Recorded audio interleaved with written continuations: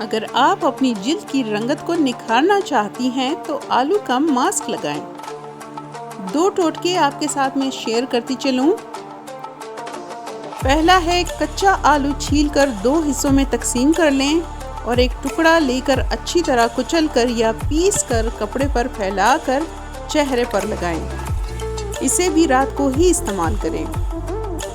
تمام رات میں اس کارک جلد میں جذب ہو جائے گا اور صبح روئی کے پاہے کو پانی میں ڈبو کر اس کی مدد سے چہرہ صاف کریں۔ اس کے بعد منہ دھو لیں۔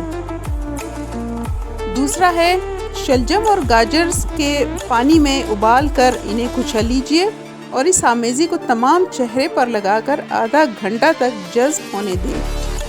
وقت پورا ہونے پر دودھ میں بھیگی ہوئی روئی سے چہرے کو صاف کر ڈالیے۔ یہ آپ کے چہرے کو میل سے صاف کر کے رنگت کو نکھار دے گا۔